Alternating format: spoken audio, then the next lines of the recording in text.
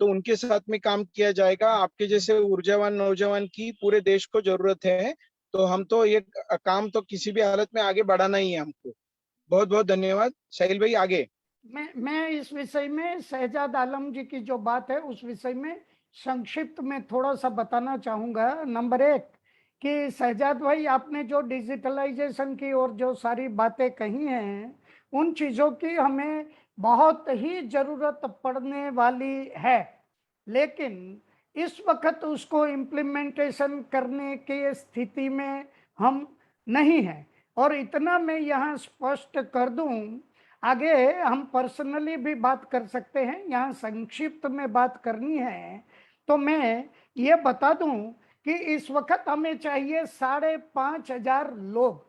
हमें mass momentum, हमें लाखों लोग इस वक्त नहीं चाहिए। हाँ, हमें जरूरत पड़ेंगे, लेकिन बाद में पहले हमारा फोकस होने चाहिए 5,500 लोग। ये 5,500 लोग कौन हैं, इसके विषय में मैं बड़ी जल्दी जल्दी बता दूं, जिससे सभी लोगों को ये समझ में आ जाए कि हम लोग किस तरह से आगे चल रहे हैं या आगे चलेंगे। बराबर। नंबर एक, हम 6 टीमें बनाएंगे। 6 टीमें, इस वक्त में 6 टीमों की बात कर रहा हूं। सबसे पहली टीम पूरे देश में वो सिर्फ 4 या 5 लोगों की होगी और उनको कहा जाएगा वरिष्ठ मंडल। वरिष्ठ मंडल मतलब जैसे घर में दादा दादी होता है वही स्थान उनका होगा, वरिष्ठ मंडल का। ये नंबर, ये पहली पहली टीम होगी हमारी, वरिष्ठ मंडल। मतलब दादा दादी जो जो लोग काम कर रहे हैं उन्हें सिर्फ आशीर्वाद देंगे, हमें उनका आशीर्वाद चाहिए, उनका मार्गदर्शन चाहिए। ये पहली टीम होगी वरिष्ठ मंडल की। दूसरी टीम जो थिंक टैंक है, पूरे देश का नेशनल थिंक टैंक, उसमें उसको नाम हम देंगे कोर टीम।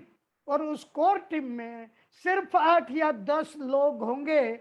10 तक हम उसे रिस्ट्रिक्टेड, सीमित रखेंगे, 11वां उसमें नहीं जोड़ेंगे।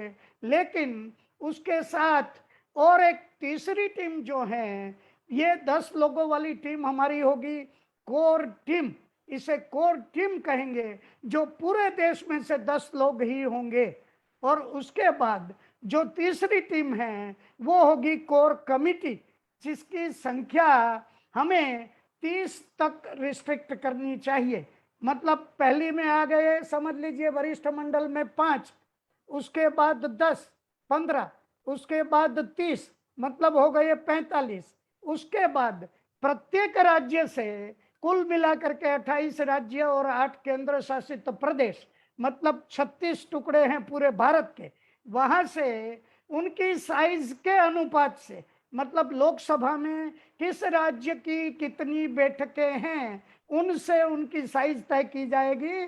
और उनके 20-20% लोग अगर हम लेंगे तो ये हो जाएगी करीब करीब 180 लोगों की या 200 लोगों की ये टीम जो बनेगी, उसको हम कहेंगे राष्ट्रीय कार्यकारी मंडल, जिसमें प्रत्येक राज्य के लोगों का प्रतिनिधित्व वहां होगा। बराबर। मतलब ये हो गई चौथी टीम। और पांचवी टीम होगी हमारी 543 लोगों की, मतलब कि प्रत्येक लोकसभा बैठक से एक लोग, प्रत्येक लोकसभा बैठक से। जिस राज्य में उस राज्य से जितनी लोकसभा की बैठकें होंगी, जैसे हमारे गुजरात में 26 बैठकें हैं, तो ये जो टीम बनेगी उसमें गुजरात से 26 लोग जाएंगे और उन्हीं बैठकों से जाएंगे, 26 बैठकों से एक एक एक एक करके। तो ये हो जाएगी राष्ट्रीय परिषद, नेशनल काउंसिल। इसमें होंगे 543। और ये हो गया पांचवी टीम। और छठी टीम बनेगी प्रत्येक राज्यों की विधानसभाएं और विधान परिषद। विधानसभाएं और विधान परिषद, अगर विधानसभाओं में जो प्रतिनिधित्व हैं 36 टुकड़ों में, भारत के कुल 36 टुकड़े, उसमें से कुछ यूनियन टेरिटरी में विधानसभाएं नहीं हैं, लेकिन 28 राज्यों में तो बराबर विधानसभाएं हैं। और शायद 3 यूनियन टेरिटरी में, इस तरह से 31 या 32 टुकड़ों में जो विधानसभाएं हैं उनका टोटल है 4131। तो हमें उतने लोग चाहिए, प्रत्येक विधानसभा बैठक से एक एक लोग, और बाकी के विधान परिषद, कुछ राज्यों में 7 राज्यों में विधान परिषद हैं और उनकी संख्या है 454। तो ये सबका अगर आप टोटल कर ले 6 ग्रुप का, तो ये होंगे 5,500। और ये 5,500 को जोड़ने के लिए हमें आपस की जानकारी और ये जो हमारा आइडेंटिफिकेशन है उसके आधार से हम इन 5,500 लोगों को आराम से जोड़ सकते हैं। और इसके लिए हमें इस वक्त डिजिटल जो टेक्नोलॉजी है उसका प्रयोग न करके हमें अपनी खुद की जो जानकारी है, हम जैसे बहुत सारे लोग इस वक्त पूरे देश में इस विषय के लिए चिंता कर रहे हैं, तो ये 5,500 लोग हमें आपसी जानकारी से पहले जोड़ने चाहिए। बाद के जो चाहिए वो जो शहजाद आलम जी ने कहा, हमें अंतिम रूप से 10 या 11 लाख लोग चाहिए प्रत्येक बुधशाला में। तो बाद वाला जो काम है उसके लिए शहजाद आलम जी ने जो कहा वो बहुत ही उपयोगी हो सकता है। ठीक है, ओके। तो अशोक भाई, मैं आपको ये विश्वास दिलाना चाहता हूँ कि ये 5,500 की बैच तो हमको सबसे पहले तैयार करनी चाहिए। और हर एक आदमी जो अपने भारत को एक अच्छा भारत या पक्ष मुक्त भारत देखना चाहता है, वो सभी लोग हमारे से जुड़ जाएंगे, उसमें मुझे कोई शंका नहीं लग रही है। तो अभी मैं ऐसा चाहता हूँ कि अभी 7 बजे हैं, और अभी अन्ना जी को हम समय देंगे और उनका मार्गदर्शन लेंगे। और जितना भी समय हमारे पास बचेगा 8 बजने तक, तो हमारा ये सवाल जवाब या जो भी हमारे किसी को बात रखनी है वो काम हम वापस चालू कर सकते हैं 8 बजे तक का। तो संजय जी, आप उपलब्ध हैं क्या? संजय पहाड़े जी।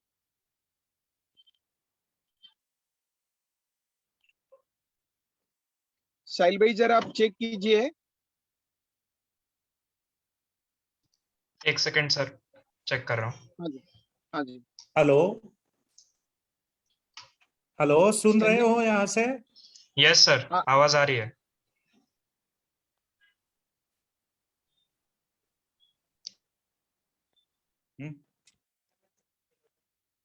हाँ, केलं झालं आमचं. ओके.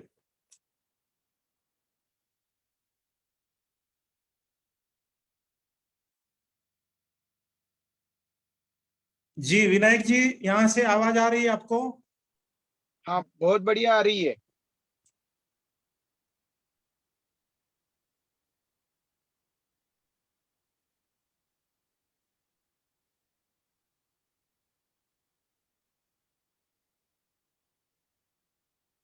संजय जी, आपको आवाज आ रही है?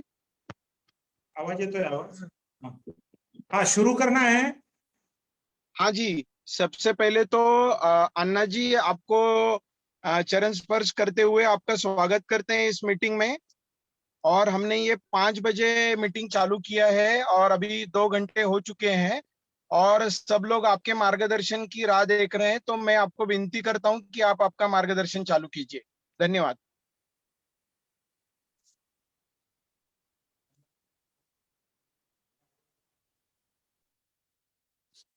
सभी उपस्थित मान्यवर भाई और बहनों, देश के लिए एक महत्वपूर्ण विषय लेकर हम जो चर्चा कर रहे हैं,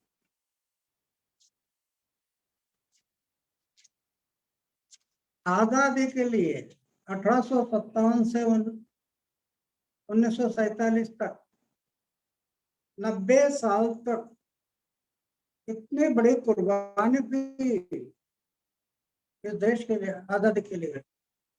सपना क्या था उनका?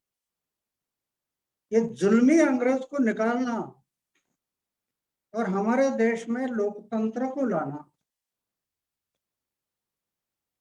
अंग्रेज तो चला गया, लेकिन लोकतंत्र आया नहीं।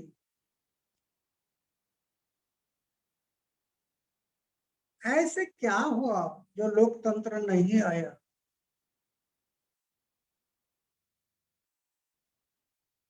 लोकतंत्र है लोगों का, लोगों ने लोक सहभाग से चला हुआ तंत्र। वो नहीं आया, उसका कारण ये हुआ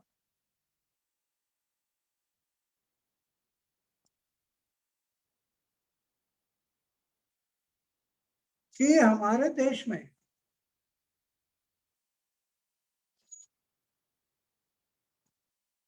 1947 में आजादी मिली, 1949 में हमारा संविधान बना। संविधान में पक्षार पार्टी का नाम कहीं पर भी नहीं है। देखिए,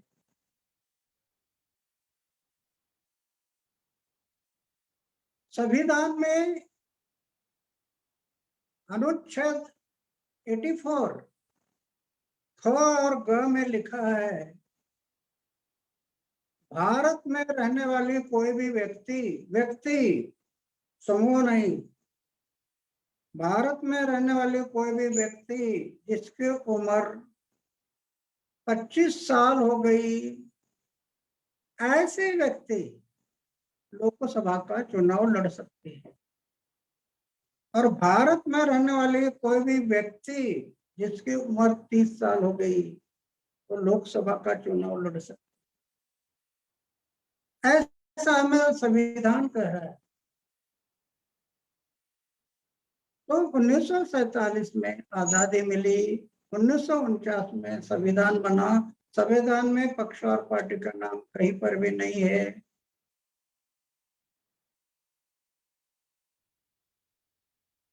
फिर भी देश में 1952 में पहला इलेक्शन आ गया, और जब पहला इलेक्शन आ गया, पक्ष और पार्टी का नाम ना होते हुए भी संविधान में पक्ष और पार्टी ने इलेक्शन लड़ाने का निर्णय ले लिया। उस टाइम वास्तव में जो आज आप सब चर्चा कर रहे, इस मुताबिक उस टाइम पर लोग खड़े हो जाते तो ये नहीं होना था। लेकिन उस टाइम पर ये आंदोलन नहीं हुआ कि पक्ष और पार्टी इलेक्शन नहीं लड़ा सकता, ये कहने वाला एक समूह आंदोलन वो खड़ा नहीं हुआ।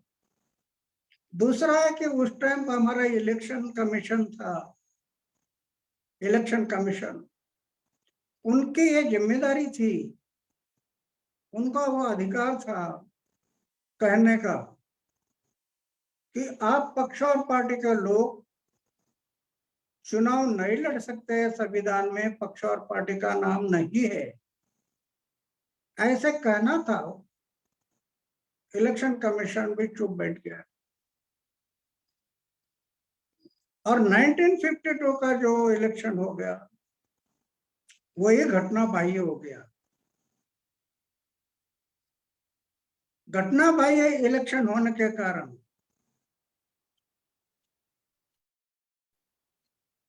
आगे चलकर सत्ता में कितनी मलाई होती है ये बहुत से लोगों को पता चला। और फिर स्पर्धा लगी, स्पर्धा एन प्रकार से हम चुनाव लड़ना है और चुनाव में चुनकर आना है, कुछ भी करना पड़े परवाह नहीं। ऐसी स्पर्धा शुरू हो गई और इसके कारण गुंडा है, भ्रष्ट है, व्यभिचारी है, लुटारू है, ऐसे उम्मीदवार को टिकट देना शुरू हो गया। और लोकतंत्र के पवित्र मंदिर लोकसभा, विधानसभा पवित्र मंदिर है, ऐसे मंदिर में गुनहगार लोग चले गए और इस कारण इस देश की हालत आज हम देख रहे हैं।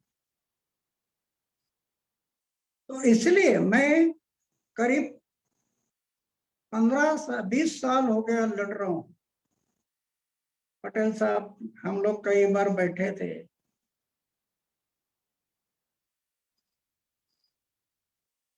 कि अभी ये जो शुरू हो गया 1952, समय बहुत बीत गया है, और आज देश के हर घर में 2 भाई 2 पार्टी के बन गए। अभी हमारे लिए बहुत दिक्कत है, लेकिन असंभव नहीं है, संभव है। जो आप यहाँ जो सोच रहे हैं, ये सब संगठित होकर जनसंसद अगर जाग गई तो जरूर इसमें बदलाव आ सकता है। अरे जनसंसद ने इनको बिठाया ना इधर, दिल्ली के सांसद हो, राज्य के सांसद हो, उनको ये दिल्ली की संसद या राज्य संसद में इनको किसने बिठाया? जनसंसद में बिठाया। हम तो कई साल से प्रयास कर रहे हैं, जनसंसद को चुन कर भेजने का अधिकार है, वापस बुलाने का अधिकार होना चाहिए, लेकिन कानून बनाने वाले ये लोग हैं बैठे, वो कानून नहीं बना रहे। फिर भी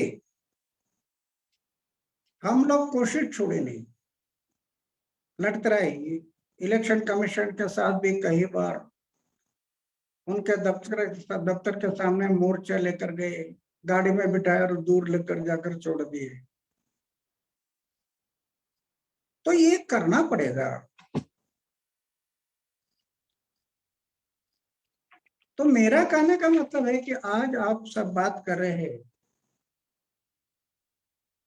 ये देश की हालत क्यों हो गई?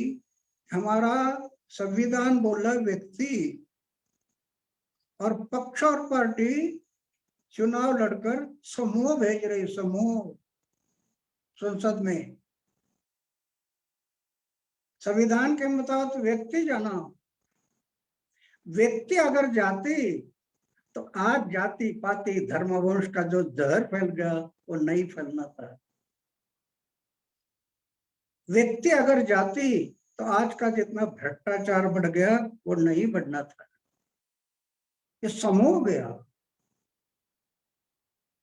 और समूह जाने के बाद लोकशाही के पवित्र मंदिर में जो समूह गया, समूह के कारण भ्रष्टाचार, गुंडागर्दी, लूट, दहशत, ये सब बढ़ते गया। समूह किसी ने अगर बोल दिया, जनता ने किसी ने बोल दिया, तो लड़ने के लिए टूट कर पड़ता समूह। तो लोग डरते हैं, ये गुंडा के साथ लड़ना आसान नहीं। इसके कारण उनको विरोध होना मुश्किल हो गया, और आज ये समूह गया। इस समूह के कारण आज देश में जो हम देख रहे कि जाति पाति धर्म वंश हो, भ्रष्टाचार हो, गुंडागर्दी हो। गांधी जी बोलते थे देश को बदलना है तो पहले गांव को बदलना होगा। आज गांव में ये पक्ष और पार्टी के समूह ने गांव में 2, 3, 4 ग्रुप बना दिए हर गांव में, और गांव के विकास को रोक दिया। इसलिए आप जो हम तो सब जो सोच रहे हैं, ये बहुत जरूरी है लोकतंत्र के लिए। आज आप देख रहे ये पक्ष और पार्टियां, इन्होंने रूल बनाया। हमें इलेक्शन के लिए जो पैसा लगता है तो 20,000 रुपया का मुझे हमें डोनेशन देने का जो देंगे उसका हिसाब नहीं देना। अरे 1 रुपया का हिसाब क्यों नहीं देना? वो जनता का पैसा है ना। लेकिन रूल बनाया, और आज करोड़ों रुपया ये डोनेशन लेते हैं। 20-20 हजार के टुकड़े बनाते हैं, और नार्या गोम्या चिम्या दाम्या बोगस नाम चढ़ाते और एक काला पैसा व्हाइट बन जाता है देश का। इसीलिए हम लोग आज जो सोच रहे हम सब लोग,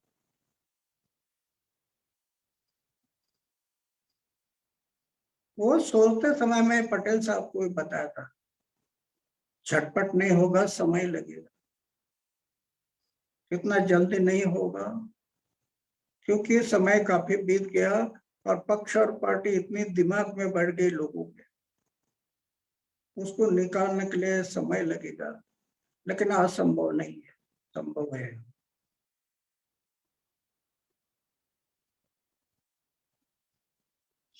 ये करने के लिए दो बातें हैं।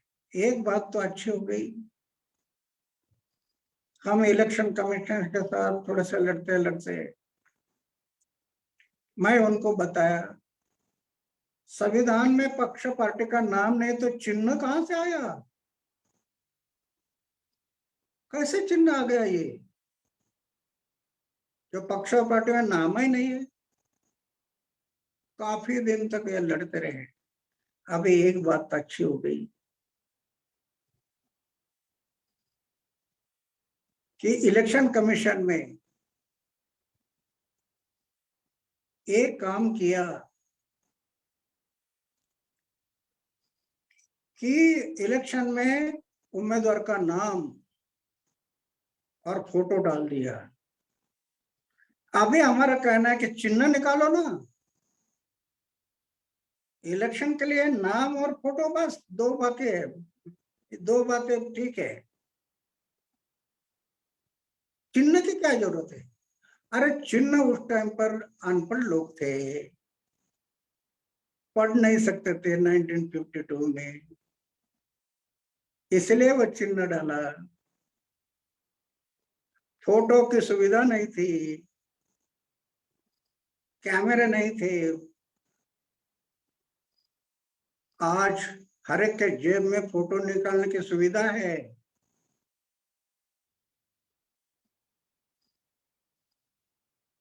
हर एक आदमी लिखा पढ़ा बन गया, तो अभी चिन्ह की क्या जरूरत है,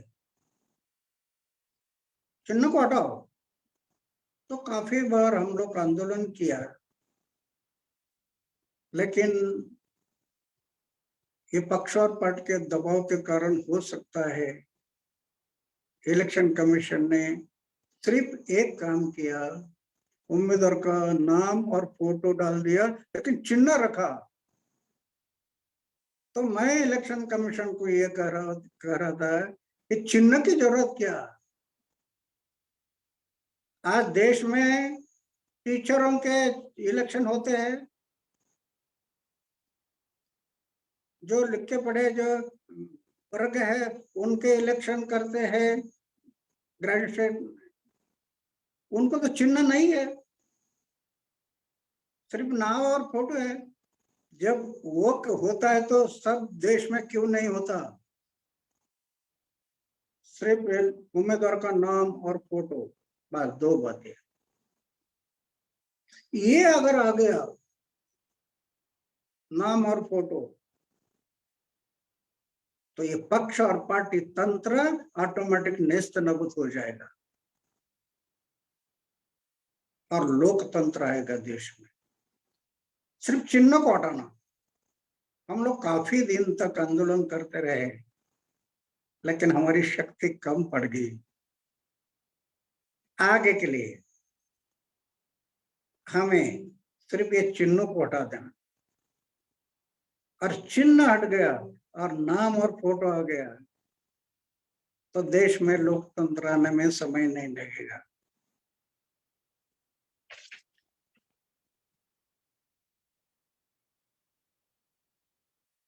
आज भी आप देख सकते हैं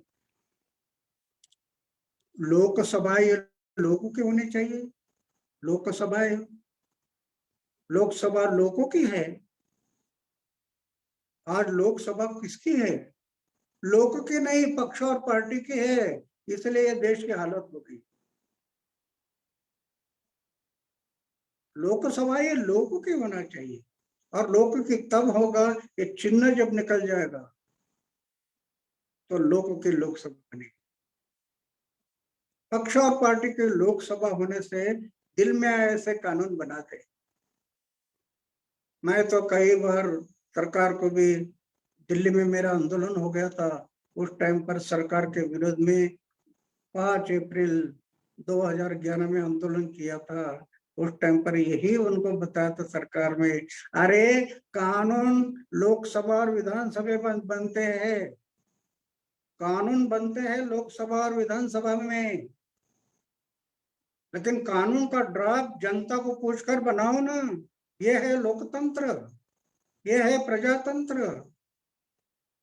अपने मर्जी से ड्राफ्ट बनाते, अपने मर्जी से कानून बनाते हैं, सरकार जो फेवर में है ऐसे कानून बनाते हैं। फिर अंग्रेजों के हुक्मशाही और आप में क्या फर्क है? कोई फर्क नहीं। इसीलिए हमें लोगों को जगाने के लिए ये सब बातें लोगों के सामने आ गई तो जन संसद खड़ी हो जाएगी। आपको ये अनुभव है ना, लोकपाल और लोक आयुक्त, ये कानून बनाने के लिए 45 साल में 8 बार बिल संसद में आया, 8 बार संसद में स्वीकार